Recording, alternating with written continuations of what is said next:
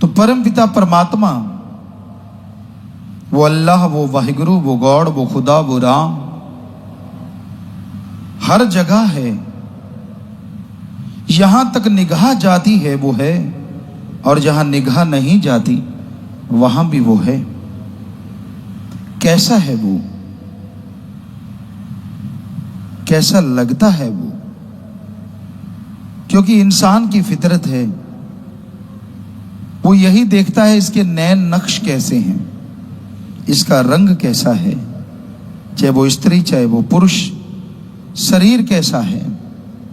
तो कहीं ना कहीं दिलो दिमाग में इंसान की यह सवाल घूमता है, आखिर वो अल्लाह वाहिगुरु गॉड खुदा राम है कैसा?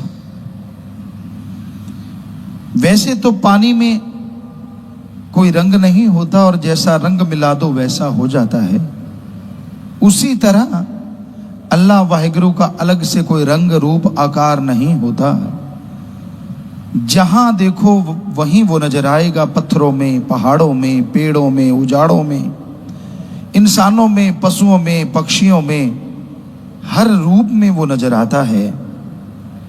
पर फिर भी कहीं ना कहीं ये लालसा होती है, दिलो दिमाग में इच्छा होती है कि यार वो होगा कैसा, कितना है वो खूबसूरत, कितना स्ट्रॉन्ग मजबूत है, कैसा दिखता है वो। अगर यह जानना चाहो तो सच्चा गुरु पीर फकीर से मिलो, और वो आपको गुरु मंत्र, कलमा, मेथड ऑफ मेडिटेशन नाम शब्द बताएगा। उसका अभ्यास करो। जैसे जैसे अभ्यास करते जाओगे वैसे वैसे आपका ध्यान एकाग्र होता जाएगा, कंसंट्रेट बनता जाएगा, और आप मालिक की कृपा दृष्टि के काबिल बनते जाएंगे। और जैसे जैसे मालिक की रहमत कृपा आप पे बरसने लगेगी, वैसे वैसे आप मालिक के दर्श दीदार के नजदीक पहुंचते जाएंगे। मालिक के दर्श दीदार जब होते हैं तो आपके ये सारे शक शुबहा डाउट क्लियर हो जाते हैं। जब उसका नूरानी चेहरा देखते हैं, नूरानी मुखड़ा देखते हैं, आप इंसान हैं। सर्वश्रेष्ठ जोनी इंसान की है, इसलिए मालिक दर्शन भी देगा तो गुरु सदगुरु इंसान के रूप में, पर वो नूरी स्वरूप होगा। क्योंकि भगवान अगर आपको पशु के रूप में नजर आएगा तो आप पे असर क्या होगा? हालांकि वो उसमें भी है, क्योंकि आप तो खुद मुख्तियार जून है, सबसे उत्तम जून है, इसलिए वो दर्शन तो ऐसी जून में ही देगा, पर उसका नूरी स्वरूप होगा। संतों ने बताया कि जब मैं अपने सदगुरु मुर्शिद कामिल के नूरी स्वरूप को देखता हूं तो मैं तो बेइंतहा खुश होता हूं, पर उसमें इतना नूर है कि चंद्रमा गर्त में यानी पताल में धस जाता है, उसके सामने बहुत बौना है। सूरज शर्म से अपनी रोशनी खत्म कर बैठता है, इतना नूर है। किसी ने पूछा किसी से, तेरा सदगुरु फिर है कैसा? तेरा अल्लाह, तेरा वाहिगुरु, तेरा राम गॉड, वो है कैसा? कहने लगा, क्या बताऊं? कहता यार कुछ तो बता। वो दूध जैसा, कितना, वो तो उबाला आ जाए, कुछ देर पड़ा रहे तो फट जाता है। कहता फिर चंद्रमा जैसा, कहता उसमें तो दाग धब्बे हैं, उधार की रोशनी है। कहता सूरज जैसा, उसमें तो बहुत तपिश है, वो तो जला देता है, उसके पास तो कोई जा ही नहीं सकता। कहता शहद जैसा, कहता वो मीठा तो रहता है पर कुछ देर बाद काला पड़ जाता है। कहता फिर चीनी जैसा, कहता वो तो शरीर के लिए हानिकारक है, हद से ज्यादा अगर आप लेते जाओगे तो हानिकारक है। कहता फिर तेरा गुरु कैसा? कहता कलर दूध जैसा, रोशनी लाखों करोड़ों सूरज चंद्र जैसी, उसके पास जाओ ठंड की ही ठंड की मिलती है, वो किसी को जलाता नहीं है, दूर भगाता नहीं है। कहता मिठास शहद जैसी, गुड़ जैसी, चीनी जैसी, कहता इससे अरबों खरबों गुना ज्यादा मीठी, लेकिन वो सेहत बनाती है, आत्मा की खुराक कहलाती है और अल्लाह वाहिगुरु के दर्श दीदार करवाती है। ऐसी है वो मिठास। कहता वाह, तेरा सतगुरु, तेरा अल्लाह, तेरा वाहिगुरु, तेरा राम, तेरा गॉड तो फिर कमाल है। पर मैंने सुना है वो जन्म नहीं लेता, डेथ बर्थ के सर्कल में नहीं आता। कहता सच सुना है। कहता फिर आप कैसे कह सकते हो कि वो इंसान जैसा है? कहता वो बिना जन्म लेने के बाद भी जन्म लेता है, उसकी जिंदा तस्वीर हर जगह रहती है। यही तो उसका कमाल है, ना वो जन्म लेता है ना मरता है, पर फिर भी सबके अंदर जिंदा रहता है। जिसकी निगाह बन जाए वो देख लेता है, वरना बिना देखे कोई इस दुनिया से रुखसत हो जाता है। तो ऐसे परमपिता परमात्मा को यार बनाओ, दोस्त बनाओ, मित्र बनाओ।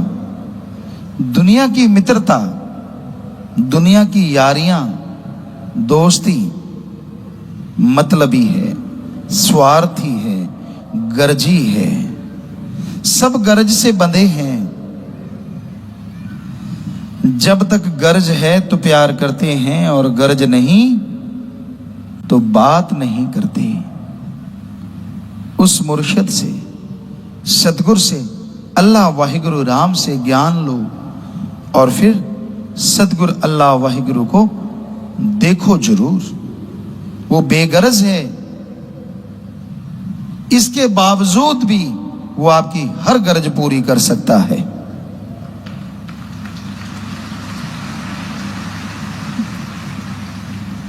आप सारे समाज में रहते हैं, आप किसी की विवाह शादी पे जाते हैं, उसको सलामी देते हैं, वो लिख लेते हैं आप या याद रखते हैं, मैंने 100 दिया, 1500 दिया, 5 रुपए दिए, 10 दिए। और जब आपके घर में किसी की शादी होती है तो आपको ध्यान में रहता है फलां आदमी कितने दे के गया। ये गरज है, गरज के लिए ये रीत बनी थी। पुराने समय में लोग जब शादियां होती थी तो ऐसे पैसा देते थे जिससे उसकी मदद हो जाए, क्योंकि अकेला कुछ नहीं कर पाता। 100-100, 5-5 रुपए भी दिए, 2-2 रुपए भी दिए तो सारे गांव में वो काफी पैसा हो जाता था उस जमाने के अनुसार। और बेटे की शादी धूमधाम से हो जाती थी, पास से कुछ लगा भी नहीं और शादी भी बढ़िया हो गई। किसी की भी शादी होती फिर वो रूटीन उस पे चलता था, सारे उसको दे देते थे। तो ये गर्जी हो गया ना। पर अल्लाह वाहिगुरु राम को सलामी देने की जरूरत नहीं। आप मत दीजिए सलामी और बदले में जितना मर्जी ले लीजिए, बस भावना शुद्ध कर लीजिए, विचारों का शुद्धिकरण कर लो। अगर आपके विचार शुद्ध हैं, भावना पवित्र है, श्रद्धा है आपके दिलो दिमाग में, तो वो इतना देगा, इतना देगा, आपकी झोलियां छोटी रह जाएंगी और उसकी रहमत मूसलाधार बरसती जाएगी, बरसती जाएगी। तो अपने आप को शुद्ध करना है, अपने आप को पवित्र बनाना है। ना तो दिखावे से कोई पवित्र बन सकता है, ना अच्छे कपड़े पहनने से कोई पवित्र बन सकता है, और ना ही धन दौलत जमीन जायदाद ज्यादा होने से कोई पवित्र बन सकता है। पाक पवित्र बनने के लिए एकमात्र उपाय रूहानियत में आओ, सुमरन करो, सेवा करो। परहित परमार्थ और सुमरन दो चीजें आपने करनी ही करनी है, क्योंकि सुमरन से बाकी के गुण ऑटोमेटिकली प्रकट हो जाएंगे। आप दीनता नम्रता धारण कर लोगे, आपके अंदर बेगर्ज निस्वार्थ प्यार करने की भावना पैदा हो जाएगी। आप मालिक से करीब होते चले जाएंगे। तो सेवा और सुमरन ही तरीका है। मैं सजूं रे सजूं, पिया लिए रोजाना, एक ही तरीका है सजने का। पता नहीं आप उसे कैसे लेते हैं, उस शब्द को, भजन को, सॉन्ग को,